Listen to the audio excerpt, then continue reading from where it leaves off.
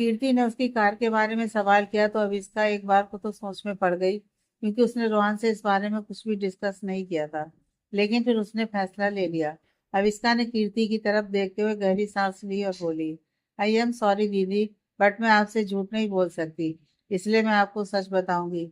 लेकिन please promise करिए, आप मुझे डांटेंगी नहीं और मेरी प्रॉब्लम को समझने की कोशिश करेंगी। कीर्ति अविष्का की बात सुनकर हैरान हो गई। आखिर क्या बात है अभी, इस तरह डरा क्यों रही है? जल्दी बता, आखिर बात क्या है? अब तेरी बातें सुनकर डर लग रहा है, कहीं तूने कोई प्रॉब्लम तो नहीं क्रिएट कर दी। अविष्का ने कीर्ति का हाथ पकड़ते हुए कहा, नहीं दीदी, मैंने कुछ भी गलत नहीं किया है, बस मैंने शादी कर ली है। कीर्ति हैरान हो गई, क्या? लेकिन किससे, कब और क्यों इतनी जल्दी? क्या तुझे शादी करने की इतनी जल्दी थी? कहीं तूने ब्रेकअप की वजह से गुस्से में आकर ये कदम तो नहीं उठाया? आखिर तूने किससे शादी की है? कहीं किसी गलत इंसान से तो नहीं? कहीं तूने खुद का सौदा तो नहीं कर लिया? कीर्ति काफी परेशान हो गई और उसने एक साथ कई सारे सवाल पूछ लिए। अब इसका ने कीर्ति को शांत करते हुए कहा, दीदी प्लीज पहले शांत हो जाइए, मैं आपको सारी बात बताती हूँ। मैंने कोई गलत डिसीजन नहीं लिया है और मैंने अपना सौदा नहीं किया है। मैंने बहुत सोच समझ कर ये डिसीजन लिया है। मैंने रुहान रायजादा से शादी की है। कीर्ति रुहान रायजादा का नाम सुनकर शॉक रह गई। उसने अविष्का के माथे पर हाथ रखते हुए कहा, अविष्का तेरा दिमाग तो ठीक है, तुझे फीवर तो नहीं है? मुझे लग रहा है तेरी तबीयत खराब है। तू क्या बोल रही है? अविष्का ने कीर्ति का हाथ पकड़ते हुए कहा, मैं सच बोल रही हूँ दीदी, मैंने रुहान से शादी की है। वह बहुत अच्छा इंसान है। कीर्ति ने उसे चुप कराते हुए कहा, एक मिनट शांत हो, पहले ये बता, तू रुहान रायजादा की बात कर रही है, जो रायजादा ग्रुप का सीईओ है? अविष्का ने सिर हिलाया, हाँ दीदी, वही रुहान रायजादा। वह दिल का बहुत अच्छा है और उसके जैसा इंसान मैंने आज तक नहीं देखा। कीर्ति ने अविष्का का मजाक उड़ाते हुए कहा, पागल हो गई है क्या? सुबह सुबह तुझे मैं ही मिली हूँ मजाक करने के लिए? अविष्का ने कीर्ति को गुस्से से देखा, दीदी प्लीज मेरी बात का यकीन करिए, मैं आपसे कोई मजाक नहीं कर रही। ये कार भी उसी की है और उसने मेरा बहुत साथ दिया। कीर्ति ने हंसना बंद किया और सीरियस होते हुए पूछा, क्या सच बोल रही है तू अविष्का? अविष्का ने सिर हिलाया, हाँ दीदी, मैं आपको सच बता रही हूँ। हाँ दीदी, मैं आपको सच बता रही हूँ। और आप मेरी लाइफ में पहली वो शख्स है जिसे मैं अपनी शादी का सच बता रही हूँ। मैं अब तक किसी से भी इस बारे में कोई बात नहीं की है। अविष्का की बात सुनकर कीर्ति को सोचने लगी। उधर रोहन जैसे ही ऑफिस बिल्डिंग पहुंचा, लिफ्ट के सामने उसकी असिस्टेंट पूनम मिल गई। वह उसे खींचते हुए लिफ्ट में ले गई और बोली, रोहन सर, मुझे तो अभी भी यकीन नहीं हो रहा कि आपने शादी कर ली, और वह भी एक रैंडम लड़की से। रोहन ने उसकी बात का जवाब देते हुए कहा, मैंने तुम्हें बता तो दिया है उसका नाम, बावजूद इसके तुम इस तरह का सवाल पूछ रही हो। अब ये सब छोड़ो और बताओ, तुमने अविष्का के बारे में सब कुछ पता कर लिया? पूनम ने सिर हिलाया, हाँ, अविष्का मल्होत्रा, ये रही उनकी सारी इंफॉर्मेशन। रोहन ने पूनम से वह पेपर लिया और उसमें अविष्का की सारी इंफॉर्मेशन पढ़ी। अविष्का के पिता एक सेठ थे और अविष्का की माँ रावत परिवार की चौथी और सबसे छोटी बेटी थी, जिनका नाम था अपराजिता रावत। और शादी के बाद उन्होंने अपने पति का सरनेम मल्होत्रा अपना लिया था। उन्होंने अविष्का के पिता के साथ लव मैरिज की थी। इस वजह से अपराजिता के पिता महेश रावत, रावत कारपोरेशन कंपनी के मालिक ने उन्हें अपने घर से बाहर निकाल दिया था। रोहन ने वह सारी इंफॉर्मेशन पढ़कर सिर हिलाया। इसका मतलब बेचारी अविष्का को शुरू से ही परेशानियों का सामना करना पड़ा है। पूनम ने कहा, सर, आपको एक बार उस लड़की के बारे में पहले पता कर लेना चाहिए था, उसके बाद आपको शादी करनी चाहिए थी। आप जानते हैं ना, रायजादा परिवार के रावत परिवार के साथ प्रोफेशनली बिल्कुल भी अच्छा रिलेशन नहीं है। हमारे बीच कंपटीशन को लेकर कितनी बार नोकझोंक हो चुकी है। दोनों ही कंपनियां एक दूसरे को अपना दुश्मन समझती है। और आपने रावत परिवार की बेटी से शादी कर ली है। अब अगर आपके डैड को इस बारे में पता चलेगा तो आपने सोचा है कि उनका क्या रिएक्शन होगा? रोहन ने काफी लापरवाही से कहा, मैंने इन सब चीजों के बारे में अभी कुछ भी नहीं सोचा है और अभी मैं डैड को ये बात बताने भी नहीं वाला हूँ। पूनम चुप हो गई। रोहन ने फिर कहा, और अब इसका जहाँ काम करती है उस जगह के बारे में कोई इन्फॉर्मेशन? पूनम ने एक और पन्ना निकाला और उसे रोहन को दिया। रोहन ने जैसे ही वह इंफॉर्मेशन देखी, उसने कहा, अच्छा, इसका मतलब अब इसका विराट के रेस्टोरेंट में काम करती थी। उसने सारी इंफॉर्मेशन पढ़ी और उसे समझ में आ गया कि विराट अविष्का के साथ सिर्फ इसलिए रिलेशनशिप में था क्योंकि अविष्का का रिलेशन रावत परिवार से है और वह उसकी जायदाद को लेकर एक्साइटेड था। उसने सोचा था कि अगर वह अविष्का से शादी कर लेगा तो रावत परिवार से अविष्का का मिलने वाला हिस्सा उसका हो जाएगा। लिफ्ट खुली और वह दोनों बाहर निकले। रोहन अपने केबिन की तरफ जाने लगा। पूनम बोली, रोहन सर, मुझे आपको एक और बात बतानी थी। आज हमारी मिस्टर अग्नोत्री के साथ एक मीटिंग है और उसके लिए हमें उस रेस्टोरेंट में जाना है। रोहन हैरान हो गया, क्या हमें उसी रेस्टोरेंट में मीटिंग के लिए जाना है? पूनम ने हाँ में सिर हिलाया। रोहन खुश हो गया, तो फिर ठीक है, चलो पहले वहीं चलते हैं। पूनम ने अपनी घड़ी देखी, अभी टाइम नहीं हुआ है। अभी हमें वहां जाने में 2 घंटे से ज्यादा का टाइम है। तब तक आप ये कुछ इंपॉर्टेंट फाइलें चेक कर लीजिए। रोहन ने सिर हिलाया और सोचा, अच्छी बात है, जब 2 घंटे हैं मैं जल्दी जल्दी सारा काम फिनिश कर लेता हूँ। उसके बाद शायद मुझे उस रेस्टोरेंट में अविष्का भी मिल जाए। इस बारे में सोचकर वह काफी खुश हो रहा था। तभी रोहन के दिमाग में सवाल आया, मैं अविष्का से मिलने के लिए इतना ज्यादा एक्साइटेड क्यों हो रहा हूँ? अभी सुबह ही तो मैं उससे मिला था और अभी मुश्किल से मुझे अविष्का से दूर हुए 1 घंटा भी नहीं हुआ। फिर भी मैं उससे दोबारा मिलने के लिए इतना ज्यादा एक्साइटेड क्यों हो रहा हूँ? रोहन ये सब सोचते सोचते रुक गया। तभी पूनम ने रोहन को रुकते देखकर कहा, क्या हुआ सर, आप चलते चलते रुक क्यों गए?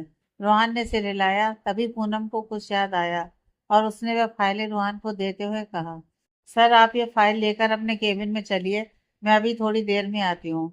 रोहन अपने केबिन की तरफ बढ़ ही रहा था, तभी उसे एक जानी पहचानी आवाज सुनाई दी। क्या मतलब है तुम्हारा? तुम वहां जाना नहीं चाहते? आखिर कब तुम बड़े हो गए और कब अपनी जिम्मेदारियों को संभालोगे? मैं तो तुम्हारी बहानों से तंग आ चुका हूँ। अब नहीं सुनना मुझे तुम्हारा और कोई बहाना। दूसरी आवाज भी जानी पहचानी ही थी, जो रोहन के कानों में पड़ी। डैड, मैंने आपसे कहा ना, मैं उस जगह नहीं जाना चाहता। बाकी आपको मुझे अगर किसी भी जगह पर भेजना है, आप मुझे बोलिए, मैं आपकी बात नहीं काटूंगा। और मैं जिम्मेदारियों से पीछे नहीं हट रहा। आप बार बार मुझे जिम्मेदारी का नाम लेकर ताना क्यों देते हैं? रोहन केबिन के बाहर ही रुक गया और उसने आवाज सुनकर कहा, ओ गॉड, डैड और कुणाल के बीच में फिर से कोई बहस हो रही है। मैं क्या करूं इन दोनों का? इतना बोलकर रोहन ने हल्के से सिर हिलाया और उनके केबिन का गेट खोलकर अंदर गया। कुणाल और उसके डैड की नजर रोहन पर पड़ी और वे दोनों बिल्कुल चुप हो गए, मानो जैसे अभी तक जिस बारे में बहस कर रहे थे वह बात बिल्कुल खत्म हो गई हो। रोहन चुपचाप केबिन में आया। तभी कुणाल ने रोहन की तरफ देखकर कहा, गुड मॉर्निंग भाई, फाइनली आ गए आप आज ऑफिस में। रोहन ने कुणाल की तरफ देखा और हल्के से सिर हिलाकर कहा, गुड मॉर्निंग। रोहन के डैड ने कुणाल की तरफ देखकर पूछा, कैसी थी तुम्हारी छुट्टियां? क्या तुमने अपना हॉलीडे एंजॉय किया? रोहन ने अपने डैड की बात सुनकर उसका कोई जवाब नहीं दिया और हल्की मुस्कुराहट के साथ चुपचाप अपनी कुर्सी पर बैठ गया। लैपटॉप ऑन करके काम में जुट गया। रोहन को इस तरह काम करते देखकर कुणाल ने कहा, भैया मुझे लगता है आपको इतनी जल्दी ऑफिस नहीं आना चाहिए था। वैसे मैं तो आपके ऑफिस आने से खुश हो ही जाता हूँ, बट अभी आप अपनी छुट्टियों से वापस आए हैं, मुझे लगता है आपको आराम करना चाहिए था। रोहन ने कहा, नहीं, मुझे आराम की कोई ज़रूरत नहीं है, मैं बिल्कुल फ्रेश फील कर रहा था, इसलिए ऑफिस आया हूँ। इतना बोलकर रोहन वापस अपने काम में लग गया और उसने टेबल पर रखी सभी फाइलों की तरफ अपनी निगाह दौड़ाई और उनमें से एक फाइल उठाकर उसमें कुछ लिखने लगा। रोहन को इतने रिस्पॉन्सिबली काम करते देखकर रोहन के डैड ने कहा, देखो कुणाल, अपने बड़े भाई से कुछ सीखो, वरना अगर तुम इसी तरह अपनी बचकानी हरकतें करते रहोगे तो मुझे नहीं लगता तुम कभी भी रायजादा परिवार और रायजादा ग्रुप कंपनी में कुछ कर पाओगे। कुणाल ने अपने डैड की तरफ देखकर कहा, प्लीज डैड, आप मुझे भाई से कंपेयर बिल्कुल मत किया करिए, क्योंकि मैं भाई जैसा नहीं हूँ और नहीं हो सकता हूँ। मैं भाई के जितना मेहनती और रिस्पॉन्सिबल नहीं हूँ। आप जो भी सोचना है मेरे बारे में सोच लीजिए। कुणाल की बात सुनकर रोहन भी कुछ नहीं बोला, क्योंकि वह बहुत अच्छी तरह से जानता है अपने भाई को भी और अपने डैड को भी। इसलिए वह दोनों के बीच में नहीं बोलना चाहता था। वह चाहता था उनकी जो भी बात है वह उसे खुद ही सॉर्ट आउट करें। रोहन चुपचाप अपनी आंखें लैपटॉप में गड़ाए हुए था। तभी रोहन के डैड ने कुणाल से पूछा, कुणाल, मैं तुमसे फिर से यह बात पूछता हूँ, क्या तुम अभी भी इस मीटिंग में नहीं जाओगे? कुणाल ने रोहन की तरफ देखा और ना कहते हुए कहा, नहीं डैड। रोहन के डैड ने कुणाल पर चिल्लाते हुए कहा, तुम्हें समझ में भी आ रहा है तुम क्या बोल रहे हो? कुणाल, हर जगह पर इस तरह जिद करना ठीक नहीं है। तुम जानते हो ना यह डील हमारे लिए कितनी इम्पोर्टेंट है। कुणाल ने अपने डैड की तरफ देखा और कहा, मैं जानता हूँ। और अगर डैड ये मीटिंग इतनी ज़्यादा इम्पोर्टेंट है तो इसे आप खुद ही क्यों नहीं डील कर लेते। रोहन के डैड ने कुणाल को घूरते हुए कहा, कुणाल अगर तुम इस तरह की बहस करना बंद करो और अपने काम पर फोकस करो तो तुम्हारे लिए वो ज़्यादा अच्छा होगा। कुणाल ने तुरंत इस बात का जवाब देते हुए कहा, डैड मैं पहले ही बहुत मेहनत कर रहा हूँ और मैंने अभी आपसे कहा ना, मैं इस मीटिंग को छोड़कर बाकी आप मुझे कहीं भी भेजेंगे मैं चला जाऊंगा, क्योंकि इस शहर में इतनी ज़्यादा उमस और गर्मी होती है कि मुझसे वहाँ का टेम्परेचर नहीं झेला जाता है। मुझे यहीं मुंबई में रहने की आदत है। आप उसके बाद किसी भी दूसरे शहर में मुझे जाने के लिए बोलेंगे तो मैं चला जाऊंगा, बट इस मीटिंग में नहीं। कुणाल की ये बात सुनते ही रोहन के डैड गुस्से से उसे घूर कर देखने लगे और उन दोनों की बहस बढ़ती ही जा रही थी। ना चाहते हुए भी रोहन को बीच में बोलना पड़ा और उसने पूछा, क्या बात है डैड, आप दोनों आखिर किस बात पर आर्गुमेंट कर रहे हैं। रोहन के पिता ने पूरी बात बताते हुए कहा, मैं बिजनेस मीटिंग के लिए कुणाल को किरण भेज रहा हूँ, लेकिन वहाँ के एटमॉस्फेयर की वजह से कुणाल वहाँ जाना नहीं चाहता और ये मीटिंग हमारे लिए बहुत इम्पोर्टेंट है। इस डील को हमारे पास ही आना चाहिए, इसलिए मैं कुणाल को भेजना चाह रहा था, लेकिन कुणाल वहाँ जाने के लिए रेडी ही नहीं है। इसलिए रोहन क्या तुम इस मीटिंग को डील करने के लिए वहां जाओगे। कुणाल ने अपने डैड की बात सुनकर बोला, डैड भाई अभी अभी तो बाहर से आए हैं और आप फिर से उन्हें बाहर भेजने के लिए बोल रहे हैं। कुणाल की बात सुनकर रोहन के डैड ने उसे घूरते हुए कहा, तुम तो वहां जाना नहीं चाह रहे हो और अब अगर मैं रोहन से बात कर रहा हूँ तो उसमें भी तुम्हें प्रॉब्लम हो रही है। कुणाल ने कहा, नहीं मैं ये नहीं बोल रहा, बट आप किसी और को भी तो भेज सकते हैं। क्या रायजादा परिवार से ही किसी को जाना है? आप ऑफिस के किसी भी स्टाफ मेंबर को भेज सकते हैं। कुणाल इतना बोलकर चुप हो गया और तभी रोहन बड़ी ही कंफ्यूजन के साथ अपने डैड की तरफ देख रहा था। तभी मिस्टर रायजादा ने कहा, बोलो रोहन, क्या तुम बिजनेस मीटिंग के लिए शहर से बाहर जाओगे। रोहन ने अपने मन में सोचा, अगर मैंने डैड को इस मीटिंग के लिए हाँ बोल दी तो मुझे फिर यहाँ से जाना ही पड़ेगा और अभी अभी मैंने अविष्का से शादी की है और उसे छोड़कर मैं शहर से बाहर तो नहीं जा सकता, क्योंकि ये उसके लिए सेफ नहीं होगा। और मैं अविष्का को अपने साथ इस बिजनेस मीटिंग पर ले जाने के लिए बोलूंगा तो क्या वह मेरे साथ चलने के लिए रेडी होगी। अविष्का कीर्ति के साथ रेस्टोरेंट में पहुंची। कीर्ति रेस्टोरेंट के शोकेस में लगी अविष्का के पिता की बनाई हुई डिशेस को घूर कर देखने लगी। अविष्का समझ गई कि कीर्ति के दिमाग में क्या चल रहा है। उसने कीर्ति का हाथ पकड़कर उसे टेबल पर बैठने का इशारा करते हुए कहा, कीर्ति दी इन सब चीजों को सोचकर अपना मूड खराब मत करो। कीर्ति अविष्का की बात मानकर चेयर पर बैठ गई। अविष्का ने उसे मेनू कार्ड देते हुए कुछ ऑर्डर करने के लिए कहा। अविष्का के साथ काम करने वाले लोग उसे आज इतने दिनों के बाद वहां देखकर खुश हुए और उसके पास आ गए। अविष्का की एक फ्रेंड उसके पास आती हुई बोली, आ गई तुम अविष्का, कहाँ थी इतने दिनों तक और तुमने मुझे मैसेज क्यों नहीं किया। अगर तुम्हें कहीं जाना था या छुट्टी लेनी थी तो कम से कम कॉल तो कर देती। तुम्हें पता है बॉस बहुत ज्यादा गुस्सा है। अविष्का ने उसकी बात का कोई जवाब नहीं दिया और चुपचाप कुर्सी पर बैठ गई। कीर्ति ने अविष्का की तरफ देखते हुए धीमी आवाज में पूछा, तो इनमें से किसी को भी अपनी शादी के बारे में नहीं बताएगी ना। अविष्का ने कीर्ति की बात सुनकर सिर्फ हाँ में सिर हिलाया और उसे भी चुप रहने का इशारा किया। कीर्ति ने गहरी सांस लेते हुए मेनू कार्ड में देखा तो उसे देखते हुए देख आविष्का ने कहा, कीर्ति दी तुम्हें जो भी खाना हो ऑर्डर कर लो, हम थोड़ी देर यहाँ रुकेंगे तो उसके बाद हम यहाँ से कहीं और चलते हैं। कीर्ति ने आविष्का की बात पर हाँ में सिर हिलाया और मेनू कार्ड देखने में व्यस्त हो गई। तभी रेस्टोरेंट की मालकिन सुजाता शर्मा आविष्का की टेबल के पास आकर चुपचाप खड़ी हो गई। आविष्का ने एक नजर उठाकर उनकी तरफ देखा और वापस अपनी नजरें नीची कर ली। सुजाता ने अविष्का को कुछ देर तक घूर कर देखा। जब अविष्का ने उनकी तरफ बिल्कुल भी ध्यान नहीं दिया तो उन्होंने अविष्का की तरफ देखते हुए चिल्लाते हुए कहा, मैं इतनी देर से यहाँ आकर खड़ी हूँ और तुम आराम से बैठी हो। तुम्हें मैं यहाँ पर बैठे रहने का पैसा नहीं देती। जाओ जाकर अपने काम पर लगो और उससे पहले यह बताओ कि तुम इतने दिन कहाँ थी। क्या चाहती हो तुम, मैं तुम्हें इस जॉब से निकाल दूँ।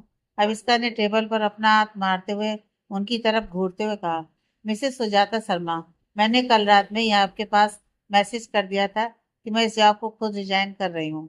क्या आपने मेरा वह मैसेज नहीं देखा। यह पकड़ो मेरा रेजिग्नेशन लेटर और मैं खुद इस जॉब से रिजाइन करती हूँ और इस टाइम मैं भी आपके रेस्टोरेंट में कस्टमर बनकर आई हूँ, इसलिए मेरे साथ इज्जत से पेश आओ। सुजाता को विराट ने पहले ही बता दिया था कि अविष्का अब उससे शादी नहीं करने वाली, जिस वजह से सुजाता को अब अविष्का पर और ज्यादा गुस्सा आ रहा था। जब अविष्का ने जॉब छोड़ने की बात बोल दी तो उसे ऐसा लग रहा था कि जैसे अब वह अविष्का को टॉर्चर नहीं कर पाएगी और ना ही उस पर हुक्म चला पाएगी, जिस वजह से वह अपने दांत पीसकर अविष्का को घूरते हुए बोली, अविष्का जितनी तुम्हारी अकड़ है वह कुछ ही दिन में निकल जाएगी, और तुम्हारी अकल ठिकाने आने पर जब तुम दोबारा जॉब मांगने आओगी तो मैं तुम्हें जॉब नहीं दूंगी, देख लेना। अविष्का ने अपनी आंखें गोल घुमाते हुए उनकी तरफ देखा और कहा, मैं मर भी रही हूंगी तब भी यहाँ पर तुम्हारे पास जॉब मांगने तो नहीं आऊंगी। अविष्का की बात सुनकर सुजाता को बहुत गुस्सा आया और वह अविष्का का हाथ पकड़कर उसे बेइज्जत करते हुए बोली, तुम्हारी जैसी लड़की से और उम्मीद भी क्या की जा सकती है, वो तो तुम अपनी माँ के जैसी ही गिरी हुई, तुम्हें मैं तो क्या, देखना कोई भी जॉब नहीं देगा और तुम अपने माँ बाप की तरह ही मरोगी। जैसे ही अविष्का ने सुजाता के मुंह से अपने पेरेंट्स का नाम सुना, उसका खून खौल उठा। वह अपनी मुट्ठी बंद करके अपने गुस्से को शांत करने की कोशिश करने लगी, लेकिन कीर्ति ये सब नहीं सुन पा रही थी और वह अपनी जगह पर खड़े होकर चिल्लाते हुए बोली, तुम्हारी हिम्मत कैसे हुई मेरे चाचा और चाची के खिलाफ ये सारी बातें बोलने की, मैं तुम्हारे इस रेस्टोरेंट को बंद करवा दूंगी, देखना इस जुर्म में कि तुम अपने कस्टमर के साथ अच्छा बिहेव नहीं करती। सुजाता ने कीर्ति की तरफ घूर कर देखा। कीर्ति अविष्का की तरह बिल्कुल भी सीधी नहीं थी। वह सुजाता की तरफ बढ़ते हुए बोली, मुझे अविष्का समझने की गलती मत करना, मैं उसकी तरह बिल्कुल भी नहीं हूँ, और खबरदार अगर अब तुमने एक शब्द भी अपने मुंह से निकाला तो तुम्हारे इस रेस्टोरेंट को मैं तहस नहस कर दूंगी। सुजाता कीर्ति को गुस्से से घूर रही थी और वह उसे कुछ बोलने ही जा रही थी कि तभी अविष्का सुजाता और कीर्ति के बीच में आई और उसने कीर्ति को मनाते हुए कहा, रहने तो दी, फालतू इन जैसे घटिया लोगों के मुंह लगकर हमें अपनी इज्जत का तमाशा नहीं बनाना, चलो हम यहाँ से किसी दूसरे रेस्टोरेंट में चलते हैं। सुजाता ने जैसे ही अविष्का के मुंह से घटिया शब्द सुना, वह चिल्लाते हुए बोली, अविष्का तेरी इतनी हिम्मत, तू मुझे घटिया बुलाएगी। अविष्का सुजाता की तरफ मुड़कर बोली, शुक्र मनाओ अभी सिर्फ घटिया ही बोला है, वरना चाहूं तो मैं भी तुम्हें और भी कुछ बोल सकती हूँ, लेकिन मेरा तुम्हारे साथ बहस करने का बिल्कुल मूड नहीं है। इतना बोलकर अविष्का सीधे दरवाजे की तरफ बाहर आने लगी। तभी अविष्का और कीर्ति ने देखा सामने से विराट अमाया का हाथ में हाथ डालकर मुस्कुराते हुए अंदर आ रहा है। अविष्का उन दोनों के सामने नहीं आना चाहती थी, लेकिन ना चाहते हुए भी वह दोनों एक बार फिर एक दूसरे के आमने सामने खड़े थे। और अविष्का ने जैसे ही अमाया का हाथ विराट के हाथ में देखा, अविष्का को वही बात याद आई और उसका खून खौल गया। अविष्का अपनी जगह पर चुपचाप खड़ी थी। विराट की नजर जैसे ही अविष्का पर पड़ी, उसने तुरंत अमाया का हाथ छोड़ दिया और उसने अपने मन में कहा, यह अविष्का यहाँ क्या कर रही है। विराट ने बिल्कुल भी एक्सपेक्ट नहीं किया था कि अविष्का इस टाइम उसके रेस्टोरेंट में होगी। विराट तुरंत अमाया को खुद से थोड़ा दूर धकेल देता है और अविष्का की तरफ आने लगता है। कीर्ति जैसे ही विराट को अविष्का की तरफ आते देखती है, वह तुरंत अविष्का के आगे आकर खड़ी हो जाती है। विराट घूरकर कीर्ति को देखने लगता है। तभी कीर्ति ने गुस्से से विराट को घूरते हुए कहा, मेरी बहन से बात करने की कोशिश भी मत करना, तुमने उसके साथ जो किया है ना, उसके बाद तुम्हें क्या लगता है तुम उससे बात कर सकते हो? नहीं, मेरे होते हुए तो बिल्कुल भी नहीं। अमाया अविष्का को घूर कर देख रही थी। अविष्का उसे इग्नोर करने की कोशिश कर रही थी। तभी कीर्ति ने अविष्का का हाथ पकड़ते हुए कहा, चल अविष्का, हम यहाँ पर अब एक मिनट भी नहीं रुकेंगे। कीर्ति ने अविष्का का हाथ पकड़ा और उसे दरवाजे के बाहर की तरफ ले जाने लगी। विराट अविष्का के पास आया और उसका हाथ पकड़ते हुए बोला, अविष्का प्लीज एक मिनट मेरी बात सुनो, मुझे तुमसे बात करनी है। अविष्का ने तुरंत विराट का हाथ झटके से छुड़वाते हुए उसे दूर धकेल कर चिल्लाते हुए कहा, खबरदार अगर तुम मेरे पास आए तो मुझसे बुरा कोई नहीं होगा, और मुझे छूने की तो हिम्मत भी मत करना। उसी रेस्टोरेंट के वीआईपी रूम में रोहन अपनी असिस्टेंट पूनम और मिस्टर अग्नोत्री के साथ बैठकर मीटिंग कर रहा था, और जब अविष्का उस रेस्टोरेंट में कीर्ति के साथ आई तो रोहन ने उसे देखा, लेकिन वह कीर्ति को पहचानता नहीं है। और इस रेस्टोरेंट में जितनी भी चीजें अविष्का के साथ हुई, उन सब चीजों को रोहन ने भी देखा। इस टाइम रोहन को सुजाता पर बहुत गुस्सा आ रहा था, क्योंकि उसने अविष्का के साथ साथ उसकी मरी हुई माँ की भी डिसरिस्पेक्ट की थी। और साथ ही विराट जब जबरदस्ती अविष्का का हाथ पकड़कर उसे बात करने की कोशिश कर रहा है, इससे तो रोहन का गुस्सा सातवें आसमान पर चढ़ चुका था। और अब वह ये सब चीजें और अपनी आंखों के सामने देखते हुए बर्दाश्त नहीं कर सकता था, और वह तुरंत उस वीआईपी रूम से बाहर निकलने के लिए खड़ा हुआ। विराट ने अविष्का की तरफ देखते हुए कहा, ठीक है, अगर तुम्हें मुझसे बात नहीं करनी तो मत करो, लेकिन प्लीज मेरी एक रिक्वेस्ट सुन लो। मैं अपनी गलती मान रहा हूँ और मैंने तुमसे बोला ना कि आप दोबारा मुझसे कभी ऐसी गलती नहीं होगी। प्लीज मुझे माफ कर दो और वापस मेरी लाइफ में आ जाओ। अविष्का विराट को घूर कर देख रही थी। तभी अविष्का की नजर अमाया पर पड़ी। वह गुस्से से विराट को घूरती जा रही है क्योंकि विराट अविष्का के लिए अमाया को इग्नोर कर रहा है, जो बात अमाया को बिल्कुल भी पसंद नहीं आ रही है। अविष्का ने अमाया की तरफ देखकर मुस्कुराया और विराट की तरफ देखकर कहा, विराट, मैं तुमसे आखिरी बार बोल रही हूँ कि मेरे बारे में बात करना भूल जाओ और मैं तुम्हें माफ नहीं करूंगी। और अगर तुम ऐसा सोचते हो कि तुम्हारे इस तरह से माफी मांगने पर मैं वापस तुम्हारी लाइफ में आ जाऊंगी, तो ये तुम्हारी भूल है और मैं तुम्हें अब लास्ट वार्निंग दे रही हूँ। दोबारा कभी भी मेरा रास्ता रोकने की कोशिश मत करना। इतना बोलकर अविष्का वहां से जाने वाली होती है कि तभी विराट फिर से उसका हाथ पकड़ने के लिए आगे बढ़ता है। तभी पीछे से एक सख्त आवाज वहां खड़े सभी लोगों के कानों में पड़ती है। क्या तुम्हें सुनाई नहीं दिया उसने क्या कहा? उससे दूर रहो और उसका रास्ता मत रोको, और अगर किसी ने भी उसे छूने की कोशिश की तो बहुत बुरा होगा। इतनी सख्त और मर्दाना आवाज को सुनकर वहां खड़े सभी लोग उस आवाज की तरफ मुड़े। अविष्का ने जैसे ही पीछे मुड़कर उस आदमी की तरफ देखा तो वह कोई और नहीं बल्कि रूहान था। और अविष्का ने बिल्कुल भी नहीं सोचा था कि इस टाइम वहां पर रूहान होगा। वह रूहान को अपने सामने देखकर बिल्कुल हैरान हो गई। अमाया की नजर जैसे ही रूहान पर पड़ती है, वह रूहान की अट्रैक्टिव पर्सनालिटी, उसकी मस्कुलर बॉडी और उसके हैंडसम फेस को देखकर बड़ी ही अजीब निगाहों से रूहान को घूर कर देखते हुए अपने मन में बोली, ये इतना हैंडसम आदमी कौन है और ये इस अविष्का के लिए क्यों बोल रहा है? वैसे कुछ भी हो, उसकी पर्सनालिटी देखकर तो साफ समझ आ रहा है कि ये बहुत अमीर है। इतना बोलकर अमाया अपनी लश्ती निगाहों से रूहान को सिर से लेकर पांव तक घूरने लगती है। अविष्का को शॉक्ड होते हुए देखकर कीर्ति अविष्का के बिल्कुल करीब आकर खड़ी होती है और उसे इशारे में पूछती है, यह कौन है? अविष्का ने कीर्ति को धीमी आवाज में बताया, कीर्ति दी, यही है रोहन रायजादा। कीर्ति रोहन को देखकर मुस्कुराते बोली, मैंने नहीं सोचा था ये रोहन रायजादा सामने से देखने में इतना ज्यादा हैंडसम होगा। गुड चॉइस अभी। अविष्का कीर्ति को आंख दिखाकर चुप रहने का इशारा करती है और कीर्ति मुस्कुराने लगती है। रोहन अविष्का के पास आकर खड़ा हो जाता है और विराट को घूर कर देखने लगता है। अविष्का इस टाइम रोहन को देखकर मुस्कुराती है और रोहन के इस तरह बोलने पर अविष्का काफी ज्यादा प्रोटेक्टिव फील करती है और बड़े प्यार भरी निगाहों से रोहन को देखने लगती है। रोहन ने सुजाता की तरफ अपनी नजर घुमाकर गुस्से से घूरते हुए कहा, मिसेस शर्मा, मुझे नहीं पता था कि आप अपने कस्टमर से इस तरह का बिहेव करती होंगी। सुजाता ने जैसे ही रोहन की बात सुनी, उसने नामे सिर हिलाते हुए कहा, नहीं सर, आप गलत समझ रहे हैं। रोहन ने अपना हाथ दिखाकर उसे चुप रहने का इशारा किया। विराट रोहन की तरफ गुस्से से देखते हुए बोला, हेलो मिस्टर, यह हमारा पर्सनल मैटर है और आप इसके बीच में ना ही बोलें तो ज्यादा बेटर होगा। अब इसका चलो, आओ हम अंदर चलकर बात करते हैं। इतना बोलकर विराट अब इसका हाथ पकड़ने ही वाला था कि रोहन ने उसका हाथ पकड़ा और तेजी से एक धक्का दिया, जिससे विराट 2 कदम पीछे हुआ और लड़खड़ाते हुए जमीन पर गिर गया। अमाया दौड़ते हुए विराट के पास आई और उसे उठाकर खड़ा करते हुए बोली, विराट, तुम क्यों अभी भी उस अविष्का के पीछे पड़े हो? मैं हूं ना तुम्हारे साथ। मैं अविष्का को बहुत अच्छी तरह से जानती हूँ। वह तुम्हारी बात नहीं सुनेगी, इसलिए फालतू की कोशिश करना छोड़ दो। विराट अमाया की बात सुनकर उसे डांट कर चुप कराते हुए बोला, चुप रहो तुम जानती नहीं हो क्या मैं क्यों अविष्का से इतनी रिक्वेस्ट कर रहा हूँ? पूरी बात तो तुम्हें बता चुका हूँ।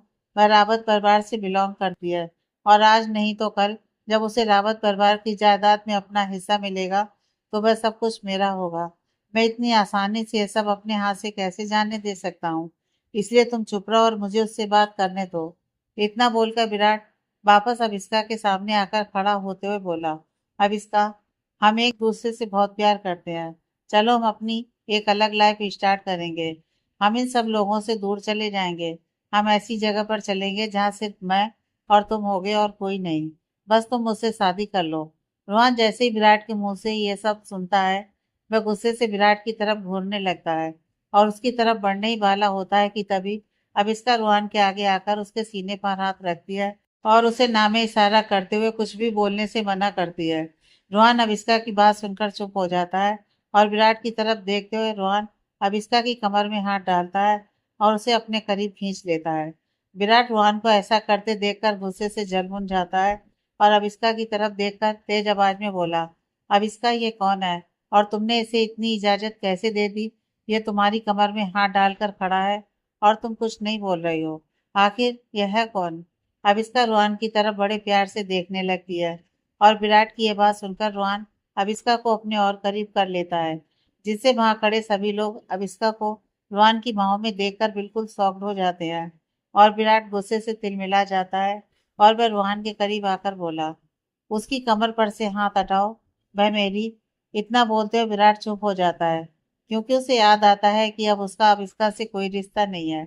अविस्का ये बात क्लियर कर चुकी थी। अविस्का और रोहन दोनों एक दूसरे की आंखों में देखकर मुस्कुराते जा रहे हैं। विराट, जो अविस्का और रोहन को इतने नजदीक देखकर गुस्से से तिलमिला रहा था, वह अविस्का को घूरते हुए बोला, अविस्का, मैं तुमसे आखिरी बार पूछ रहा हूँ, बताओ ये आदमी कौन है और तुम उसकी बाहों में क्यों हो? तुम्हें मेरी बात सुनाई दे रही है या नहीं? विराट को गुस्से में देखकर अविस्का और रोहन दोनों एक दूसरे की तरफ देखकर मुस्कुराते जा रहे हैं। और तभी अविस्का ने इशारे से रोहन की तरफ देखते हुए पूछा कि उसे क्या करना चाहिए। तो रोहन ने अपनी पलकें झपकाई और उसे सच बोलने के लिए कहा। अविस्का विराट की बात सुनकर उसकी आंखों में देखने लगी और उसके सीने पर अपना सर रखकर बोली, ये कोई भी हो तो मैं उससे क्या? और वैसे भी मैं तो तुम्हें तुम्हारी गर्लफ्रेंड के साथ बैठ पर देख चुकी हूँ, तो मुझे नहीं लगता कि तुम्हारे पास मुझसे इस तरह का सवाल करने का कोई हक है। तुम्हें हक पहले ही हो चुके हो। जहाँ तक मुझे लगता है कि तुम अपनी बैड फ्रेंड, मेरा मतलब है गर्लफ्रेंड के साथ खुश हो गए, तो अब तुम्हें मेरे बारे में कुछ भी जानने की इतनी क्यूरियोसिटी क्यों हो रही है? अविस्का ने विराट की चीट करने वाली रात को याद करते हुए उसे ताना मारते हुए यह बात बोली। तो वहां खड़े सभी लोग विराट और अमाया को बड़ी अजीब नजरों से घूरकर देखने लगे। विराट के पूरे तन बदन में आग लग गई और वह अविस्का की तरफ एक कदम आगे बढ़ा।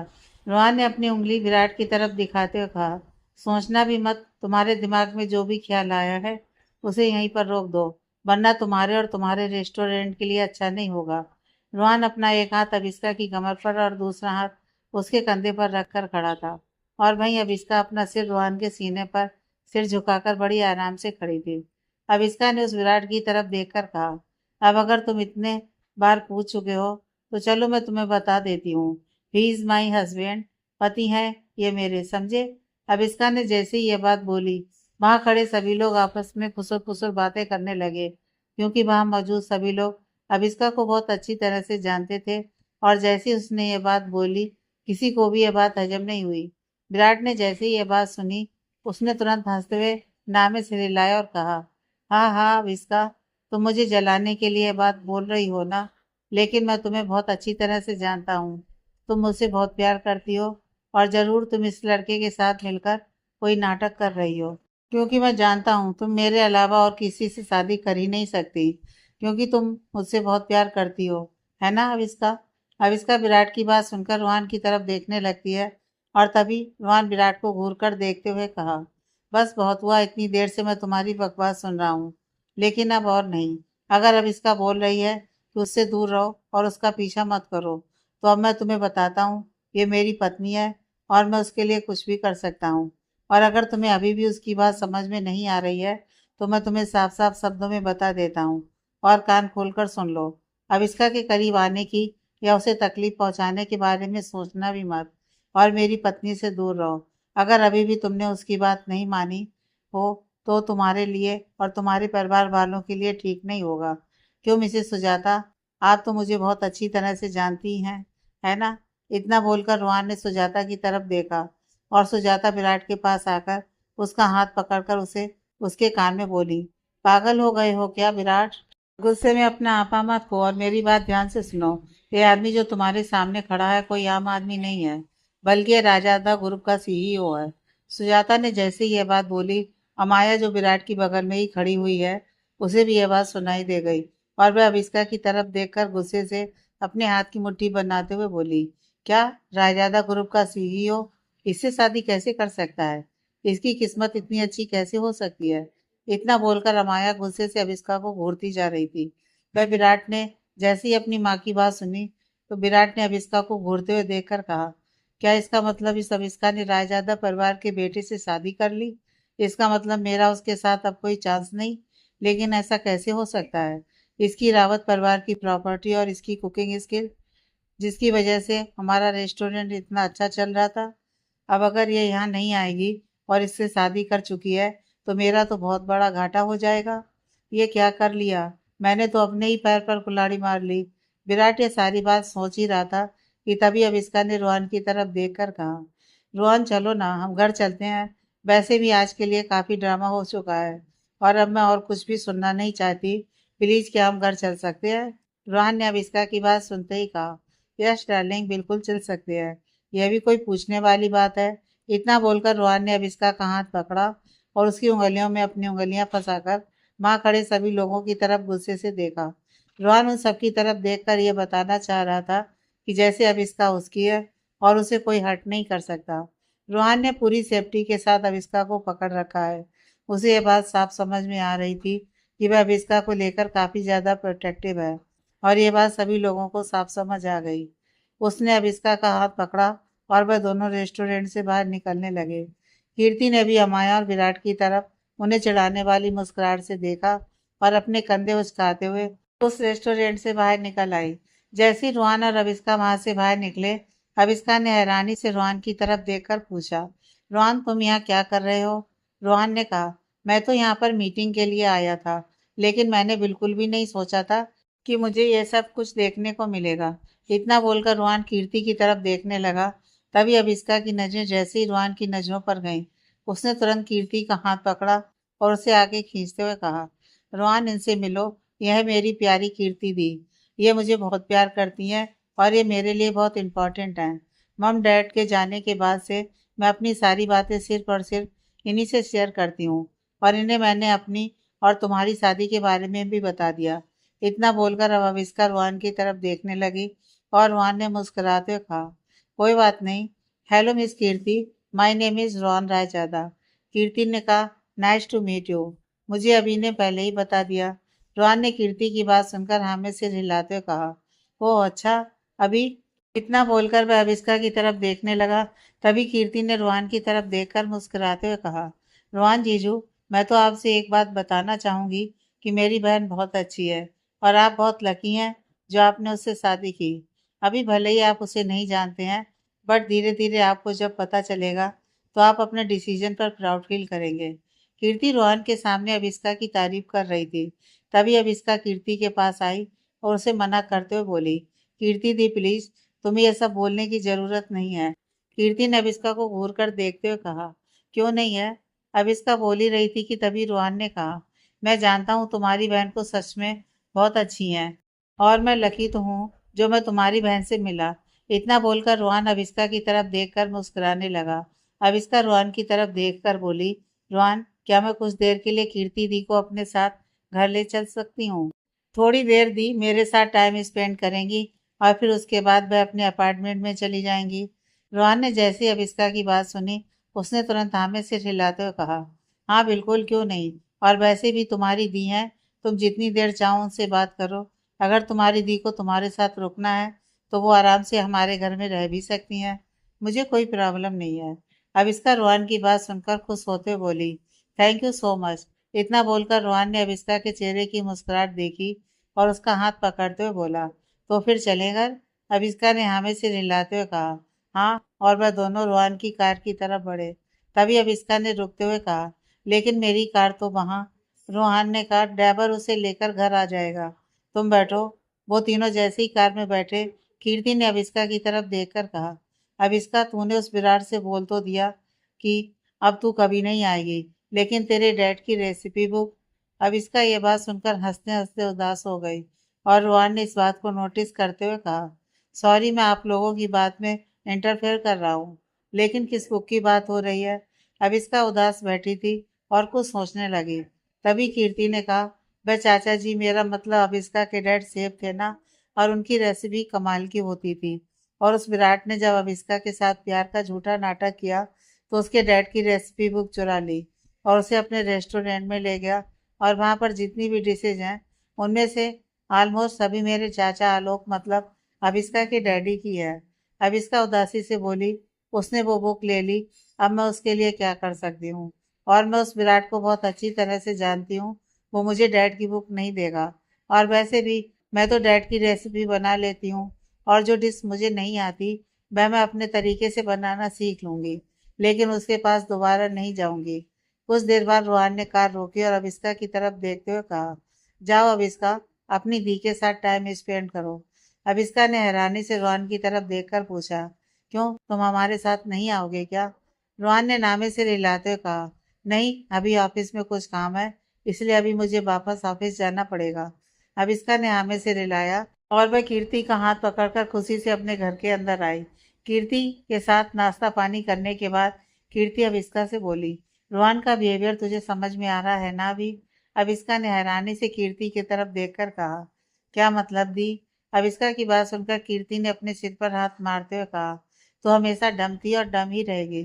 तुझे दिखाई नहीं दे रहा रोहन तुझे लेकर कितना प्रोटेक्टिव है, और उसकी नजरों में तेरे लिए प्यार साफ नजर आ रहा था। अविस्का ने कीर्ति की बात सुनकर नामे से हिलाते हुए कहा, अरे नहीं दी, आपको कुछ गलत फहमी हुई है। वो प्यार नहीं, हाँ बस रोहन मेरी कुछ ज्यादा ही केयर करता है। कीर्ति ने नामे से रिलाते हुए कहा, नहीं अभी मैं मानती हूँ, प्यार और केयर शब्द एक दूसरे से काफी जुड़े हुए होते हैं, लेकिन इन दोनों का मतलब बहुत अलग होता है, और तू इन चीजों में डिफरेंस नहीं कर पाती। पहले भी तूने विराट के मतलब को प्यार समझ लिया, और अब रोहन जो तुझे सच में प्यार कर रहा है, तू उसे नहीं समझ पा रही है। इसलिए अपनी आंखें और दिमाग खोलकर हर चीज को समझने की कोशिश कर। कीर्ति की बात सुनकर अविष्का ने अपने मन में कहा, कीर्ति दी, मैं आपको कैसे बताऊं कि कॉन्ट्रैक्ट मैरिज है और 1 साल बाद हम डिवोर्स लेकर अलग हो जाएंगे, लेकिन मैं अभी आपको ये बात नहीं बता सकती, इसलिए अभी जो भी सोच रही हैं ठीक है। अविष्का को इस तरह सोचते देखकर ऐसा लगा कि शायद वह उसकी बात को समझने की कोशिश कर रही है, और तभी मुस्कुराते हुए उनकी तरफ देखकर, जैसे ही अविष्का ने कीर्ति को मुस्कुराते देखकर पूछा, क्या हुआ दी, आप मुझे इस तरह देखकर मुस्कुरा क्यों रही हैं? कीर्ति ने नामे से हिलाते हुए कहा, कुछ नहीं, बस तेरे लिए खुश भी हूँ और तुझसे थोड़ी जलन भी हो रही है। क्या मतलब आपका दी? कीर्ति ने कहा, बस यही सोच रही हूँ कि शायद मुझे भी कोई रोहन जैसा बिलियनियर मिल जाए और वह मेरे प्यार में पड़ जाए, तो मैं भी उससे शादी कर लूँ। लेकिन मेरी तेरे जैसी किस्मत कहाँ, मेरे नसीब में तो प्यार ही नहीं है। अविष्का ने कीर्ति की बात सुनकर उसे साइड से हक करते हुए कहा, क्या कीर्ति दी, आप भी ना कुछ भी बोलती हो, और आपकी किस्मत तो मुझसे बहुत अच्छी है, देखिएगा आपको तो रोहन से भी अच्छा कोई मिलेगा। कीर्ति ने अविष्का की बात सुनकर मुस्कुराते हुए कहा, अच्छा तो ये सब बातें छोड़ो, और ये बता अभी तो मुझे क्या बनाकर खिलाने वाली है, क्योंकि मेरा कुछ मीठा खाने का मन कर रहा है। अविष्का ने अपने सामने पड़े पिज्जा बॉक्सेस की तरफ देखते हुए कहा, कीर्ति दी, अभी अभी हम लोगों ने ये 2 लार्ज पिज्जा खाया है, अभी भी आपको भूख लगी है? कीर्ति ने अविष्का की बात सुनकर नामे अपना सिर हिलाते हुए कहा, नहीं पागल, मुझे भूख नहीं लगी है, बस थोड़ा मीठा खाने की क्रेविंग हो रही है, और जब तू यहाँ पर मेरे साथ है तो मैं मौका कैसे छोड़ सकती हूँ? चल उठ, जल्दी से किचन में चल और अपने डैड की फेवरेट डिजर्ट मुझे बनाकर खिला, वही डिजर्ट जो चाचा जी हमें बचपन में खिलाते थे। कीर्ति ने जैसे ही अविष्का के डैड का नाम लिया, अविष्का अपने ख्यालों में गुम हो गई और वह कुछ सोचने लगी। कीर्ति ने अविष्का का हाथ पकड़कर उसे किचन में लाते हुए कहा, चल अब तुझे और कुछ भी सोचने की जरूरत नहीं है। अविष्का कीर्ति के साथ किचन में आई और अविष्का ने खीर बनाने के लिए गैस पर दूध रख दिया और खीर बनाने लगी। तभी कीर्ति ने उसकी थोड़ी हेल्प की और वह लोग आपस में अपने फ्रेंड की बातें और अपनी बचपन के बिताए हुए पलों को याद करने लगी। देखते ही देखते अविष्का ने जल्दी से वह डिजर्ट बना लिया, और कीर्ति ने अविष्का के हाथ से चम्मच लेकर उस खीर को टेस्ट करते हुए कहा, वाह, मेरी अविष्का के हाथों में तो जादू है। मुझे भी तो अपने जैसा खाना बनाना सिखा दे, ताकि मैं भी अच्छा खाना बनाकर अपने लिए रोहन जैसा कोई ढूंढ सकूं। कीर्ति की बात सुनकर अविष्का ने थोड़ा सोचते हुए कहा, लेकिन दी, आप तो सिंगल नहीं थी, आपका तो वह लड़का जिससे आप बात करती थी, वह तो आपके साथ एंगेजमेंट करने वाला था ना? आपने मुझसे बोला था कि वह आपका मंगेतर है। कीर्ति ने नामे से हिलाते हुए कहा, नहीं पागल, उसने कभी मुझसे प्यार किया ही नहीं, वह तो बस मुझे अपना दोस्त मानता था, मैं तो हमेशा से ही सिंगल थी, मेरा कोई मंगेतर नहीं है। अब इसका कीर्ति की बात सुनकर उसकी तरफ हैरानी से देखने लगी, और तभी बाहर गेट की तरफ से एक भारी आवाज आई, अब किस मंगेतर की बात हो रही है यहाँ पर?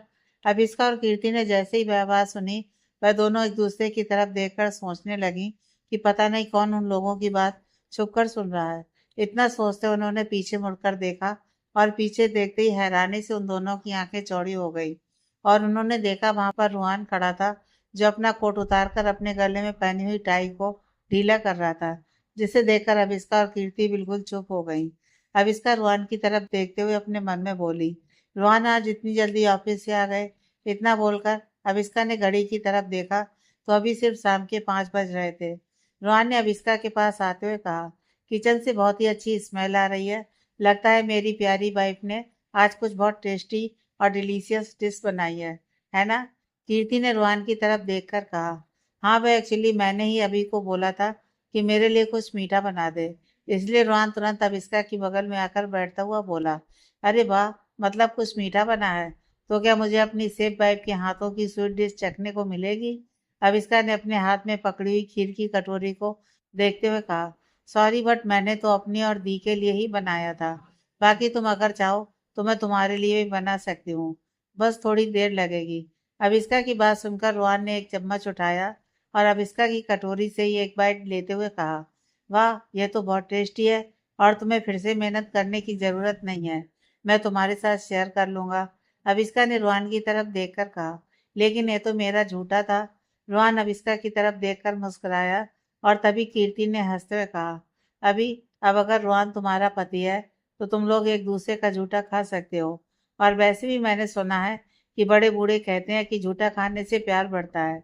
रोहन कीर्ति की बात सुनकर मुस्कुराने लगा और उसने एक चम्मच और खीर चखा। कीर्ति की बात सुनकर अविस्का ने अपने हाथ में पकड़ी हुई कटोरी रोहन के हाथ में देते हुए कहा, लो तुम ही खा लो, वैसे भी मेरा पेट भरा हुआ है और मुझे ज्यादा भूख भी नहीं है। रोहन ने उस कटोरी से खीर को खाते हुए कहा, अविस्का ये तो सच में बहुत टेस्टी बना है। अविस्का रोहन की बात पर हल्का सा मुस्कुराई और तभी रोहन ने कहा, वैसे मैं जब यहाँ आया तो मैंने सुना तुम लोग किसी मंगेतर की बात कर रहे थे। किसकी बात हो रही है? रोहन के पूछने पर अविस्का ने कीर्ति की तरफ देखा और रोहन ने कहा, ओह अच्छा कीर्ति, क्या तुम्हारा भी कोई मंगेतर है? कीर्ति ने अपने हाथ में रखी हुई कटोरी नीचे रखते हुए कहा, नहीं नहीं, वह मेरा मंगेतर नहीं है। पता नहीं सब इसका को ये बात किसने बता दी। ये बिल्कुल पागल है। वह बस कुछ मिसअंडरस्टैंडिंग थी। रोहन उसकी बात बड़ी ध्यान से सुन रहा था और तभी कीर्ति ने उसे पूरी बात बताई। वह बस मेरा फ्रेंड था और शायद मैं ही कुछ ज्यादा उसके लिए सोचने लगी थी, पर हमारे बीच सारी मिसअंडरस्टैंडिंग क्लियर हो गई है, तो अब कोई प्रॉब्लम भी नहीं है। रोहन ने हामी से हिलाया और अविस्का की तरफ देखते हुए कहा, वैसे अविस्का मुझे तुमसे एक बात पूछनी थी। क्या तुम अगले कुछ दिनों के लिए बिजी हो? तुम्हें कहीं जाना तो नहीं है? मेरा मतलब है अगर तुम्हें कोई जरूरी काम तो नहीं है। अविस्का ने रोहन की बात सुनकर मुस्कुराते हुए कहा, मुझे कौन सा जरूरी काम होगा? मेरे पास तो कोई काम भी नहीं है। एक तरह से देखा जाए मैं तो बिल्कुल बेरोजगार हूँ। लेकिन तुम ये बात क्यों पूछ रहे हो? रोहन ने कहा, एक्चुअली आज मैं ऑफिस गया तो डैड ने मुझे बताया कि मुझे बिजनेस मीटिंग के लिए एक सिटी से बाहर जाना है। तो मैंने सोचा कि तुमसे इस बारे में बात कर लूं, क्योंकि यहाँ का माहौल देखते हुए मैं तुम्हें अकेले तो नहीं छोड़ने वाला। अविस्का ने रोहन की तरफ देखा और अपने मन में कहा, मुझे लगता है रोहन के डैड फिर से उसे किसी लड़की के साथ बाहर भेजने वाले हैं। इसीलिए रोहन मुझे अपने साथ ले जाने के लिए बोल रहा है। और वैसे भी उसने मेरे साथ शादी भी तो इसीलिए की है ताकि वह इन सभी परेशानियों से बच सके। तो ठीक है, मैं उसके साथ बाहर जाने के लिए हाँ बोल दूंगी, क्योंकि जब मैं उसके साथ रहूंगी तो कोई दूसरी लड़की उसे परेशान नहीं कर पाएगी। इतना सोचकर अविस्का ने हाँ में सिर हिलाते हुए कहा, हाँ मैं बिल्कुल फ्री हूँ और मैं तुम्हारे साथ चलूंगी। अविस्का की बात सुनकर रोहन खुश होता हुआ बोला, ग्रेट। तभी अविस्का ने कहा, लेकिन हमें कब चलना है और हम कहाँ जा रहे हैं? रोहन ने कहा, हम साउथ की साइड केरल के पास एक बड़ा ही प्यारा सा बीच है, उसी शहर के आसपास की साइड देखने और वहाँ की मीटिंग के लिए हमें केरल जाना पड़ेगा और हम कल दोपहर तक यहाँ से निकलेंगे। इसलिए तुम आज ही अपनी पैकिंग कर लो।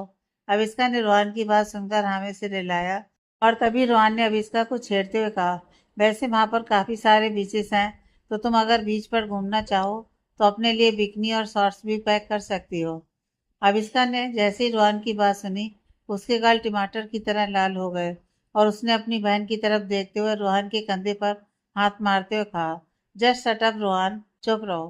तुम्हें दिखाई नहीं दे रहा कीर्ति दी भी यहाँ बैठी हुई हैं? रोहन ने कीर्ति दी की तरफ देखते हुए कहा, कीर्ति दी तो अपनी है, उनसे किस तरह की शर्म? और वैसे भी तुम तो मेरी पत्नी हो और मैं तो अपनी पत्नी को बिकनी में, शॉर्ट्स में, सभी कपड़ों में देख सकता हूँ, है ना? तुम इतना सोचती क्यों हो हर चीज के बारे में? इतना बोलकर रोहन शरारत से मुस्कुराने लगा। कीर्ति भी अपने फेस पर हाथ रखकर अपनी स्माइल छुपाने की पूरी कोशिश कर रही थी। अब इसका रोहन को गुस्से से घूर कर देख रही थी। अब इसका के चेहरे पर गुस्सा देखकर रोहन को बड़ा मजा आ रहा था और वह उसे जानबूझकर परेशान कर रहा था। यह बात कीर्ति को साफ समझ में आ रही थी और उसने अपनी हंसी दबाते हुए अपने मन में कहा, हे भगवान, मैं यहाँ इस लबी डबी कपल के बीच में क्यों फंस गई हूँ। आई थिंक मुझे अभी के साथ यहाँ आना ही नहीं चाहिए था। मैं कैसे भूल गई कि ये लोग तो अभी न्यूली मैरिड कपल हैं, तो इनके बीच इस तरह की बातें होना तो आम है। कीर्ति अपने आप को वहां पर बैठकर बहुत शर्मिंदा महसूस कर रही थी। तभी कीर्ति ने उन दोनों को देखा। वह दोनों एक दूसरे की आंखों में खोए हुए थे और अब इसका गुस्से से रूहान को घूरती जा रही थी। वहां पर कीर्ति के लिए काफी अजीब सी सिचुएशन हो गई थी और उस ऑकवर्डनेस को दूर करते हुए कीर्ति ने कहा, हाँ मैं भी यहाँ पर बैठी हूँ, लेकिन शायद मुझे यहाँ नहीं होना चाहिए था, है ना? कीर्ति की आवाज़ जैसे ही अविष्का के कानों में पड़ी, उसने कीर्ति की तरफ देखकर कहा, नहीं दी, ऐसा कुछ भी नहीं है। आप बैठो, मैं बस अभी आती हूँ। अविष्का ने भी उस awkward सिचुएशन को दूर करने के लिए सारे बर्तन लेकर किचन में भाग गई थी और अब रूहान और कीर्ति वहां पर बचे हुए थे। उन दोनों ने एक दूसरे की तरफ देखा, लेकिन वे दोनों आपस में कुछ भी नहीं बोले क्योंकि दोनों एक दूसरे को इतना जानते भी नहीं थे, तो क्या ही बात करते। इसलिए रूहान भी अपनी जगह से उठा और मुस्कुराते हुए अविष्का के पीछे ही चला गया। कीर्ति उन दोनों की तरफ देखकर उदास होते हुए बोली, यार पता नहीं मुझे रूहान जैसा कोई मिलेगा भी या नहीं, जो मेरे साथ भी इस तरह फ्लर्ट करे, मुझे इतना प्यार करे और मेरे पीछे पीछे आए, जैसे रूहान अभी अविष्का के पीछे गया है। रूहान को जाते देखकर कीर्ति ने कहा, खैर छोड़ो, अभी तो फिलहाल मैं सिंगल हूँ, तो अभी इसी के मजे लेती हूँ। हो सकता है कोई बाद में मुझे भी मिल जाए। अविष्का किचन में आकर वो बर्तन धोने लगी, लेकिन उसका दिमाग अभी भी रूहान की उन शरारती बातों में ही उलझा हुआ था। बिकनी पैक करो। कितना शरारती है ये रूहान, कुछ भी बोलता है। इस बारे में सोचकर अविष्का के गाल फिर से गुलाबी हो गए। उसने धीरे से अपना सिर हिलाया और अपना काम खत्म कर पाती उससे पहले ही पीछे से दो हाथ उसकी कमर पर आए और उन हाथों ने उसे पीछे से हल्का सा झटका देकर अपनी तरफ खींच लिया। रोहन ने अपना चेहरा उसके कान के एकदम करीब ले जाकर फुसफुसाते हुए कहा, क्या हुआ, ऐसे भागकर यहाँ क्यों आ गई? कीर्ति दी को लग रहा कि हमने उन्हें अकेला छोड़ दिया। अविष्का ने उसकी तरफ मुड़कर देखा, लेकिन रोहन ने उसे खुद से दूर जाने नहीं दिया। अविष्का ने हल्के गुस्से में कहा, अच्छा तो तुम्हें पता है कि तुमने क्या किया अभी? भाई कीर्ति दी के सामने ऐसी बातें, वो सब क्यों कहा तुमने? वह क्या सोच रही होंगी हमारे बारे में कि हम दोनों ऐसी बातें? अविष्का की बात को बीच में काटते हुए रोहन ने मुस्कुराकर कहा, तो क्या हुआ, वो तो हमारी बहन जैसी ही हैं। और फिर मैंने कुछ गलत थोड़ी कह दिया। तुम मेरी वाइफ हो, मैं तुम्हें हर तरह से एडमायर कर सकता हूँ। उसकी बात सुनकर अविष्का का गुस्सा थोड़ा कम हुआ, लेकिन वो अभी भी नखरे दिखा रही थी। अविष्का ने उसकी तरफ देखकर कहा, हाँ तो अब यहाँ आकर तुम मुझे मना रहे हो? रुहान ने उसकी ठुड्डी पकड़ी और धीरे से अपने चेहरे के करीब खींचा। रुहान ने उसकी आंखों में देखकर कहा, मना नहीं रहा, बस ये बता रहा हूँ कि तुम जैसी भी हो मुझे पसंद हो, चाहे बिकनी पहनो या साड़ी, और तुम्हें इतना शर्माने की जरूरत नहीं है। अविष्का की सांसें तेज हो गईं। रुहान का चेहरा बहुत करीब था। अविष्का ने धीरे से कहा, रुहान वो कीर्ति दी अभी भी बाहर है। रुहान ने मुस्कुराते हुए कहा, तो क्या हुआ, वो अब तक समझ गई होंगी कि हम न्यूली मैरिड कपल हैं और वो हमारे पीछे या किचन में तो नहीं आएंगी। इतनी तो समझदार लगती हैं वह। और फिर उसने अविष्का के होठों को अपने होठों से ढक लिया। अविष्का ने धीरे से उसकी चेस्ट पर अपनी हथेली को रखा और एक पल के लिए उसे खुद से दूर करने की नाकाम कोशिश की, लेकिन फिर उसकी आंखें भी धीरे से बंद हो गईं। अविष्का को डीपली किस करते रोहान ने उसे अपने और करीब खींचा और अविष्का ने भी उसकी शर्ट के कॉलर को पकड़ लिया। तभी अचानक किचन के बाहर से कीर्ति की आवाज आई, अभी मुझे वापस जाना है, मैं जा रही हूँ। कीर्ति की आवाज सुनकर किस करते हुए वो दोनों एकदम अलग हुए। अविष्का ने जल्दी से अपने बाल संभाले और रूहान ने अपने लिप्स को लिक करते हुए इनोसेंट सा चेहरा बना लिया। अविष्का ने हाँफते हुए कहा, हाँ हाँ दी, आती हूँ। रूहान ने उसकी तरफ देखा और शरारती मुस्कान के साथ कहा, चलो जल्दी से उन्हें विदा कराओ, फिर हम आगे कंटिन्यू करेंगे। अविष्का ने उसे एक नज़र घूर कर देखा, लेकिन उसके होठों पर मुस्कान थी। वो जल्दी से बाहर कीर्ति के पास गई, लेकिन उसका दिल अभी भी तेजी से धड़क रहा था। कुछ देर बाद रात होते ही कीर्ति वहां से सीधे अपने अपार्टमेंट की तरफ चली गई और फिर अपने कमरे में वापस आने के बाद अविष्का ने अपनी और रोहन की पैकिंग शुरू की। रोहन ने भी पैकिंग कराने में अविष्का की पूरी मदद की और पैकिंग खत्म करके वह दोनों जल्दी ही सो गए। अगले दिन सुबह दोनों एयरपोर्ट के लिए निकले। दोनों ने जल्दी से अपनी फ्लाइट पकड़ी और जैसे ही अविष्का फ्लाइट पर बैठी तो उसके मन में बहुत सारे ख्याल आने लगे, क्योंकि ये उसके लिए पहली बार था जब वह फ्लाइट पर बैठ गई थी और उसे एक्साइटमेंट के साथ साथ थोड़ा डर भी लग रहा था। अविष्का की विंडो सीट थी और जैसे ही फ्लाइट ने टेक ऑफ किया, अविष्का की सांसें तेज हो गईं और उसने अपने बगल में बैठे रोहन का हाथ पूरी ताकत से पकड़ लिया। रोहन के लिए इस तरह की फ्लाइट से आना जाना बहुत ही आम बात थी, लेकिन अविष्का को देखकर वह समझ सकता था कि पहली बार फ्लाइट पर बैठना कितना डरावना हो सकता है।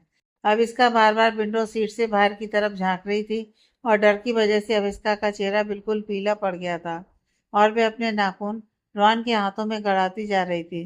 रोहन ने भी अविष्का का हाथ अपने हाथ में पकड़ा और उसकी उंगलियों में अपनी उंगलियां फंसाकर अपने हल्के हाथ से उसके हाथ को रब किया। रोहन का वह टच बहुत ही सूदिंग था, जिससे अविष्का काफी ज्यादा कंफर्टेबल हुई और रोहन की तरफ देखने लगी। रोहन ने अविष्का की आंखों पर अपना हाथ रखा और उसकी पलकें बंद कर दी और धीमे से उसके कान के पास जाकर बोला, just feel my touch Honey. वह आवाज अविष्का के कानों में गूंज रही थी और तभी रोहन झुका और उसने अविष्का के गालों पर हल्के से किस किया। अविष्का की धड़कनें तेज थीं और वह फ्लाइट की तरफ से अपना ध्यान पूरी तरह से हटा चुकी थी और उसने रोहन के हाथ को कसकर पकड़ लिया था और उसकी आंखें अभी भी बंद थी। कुछ ही देर बाद रोहन ने अपना हाथ ढीला किया और अविष्का ने अपनी आंखें खोली। फ्लाइट टेक ऑफ हो चुकी थी और अब सब कुछ बिल्कुल नॉर्मल लगने लगा।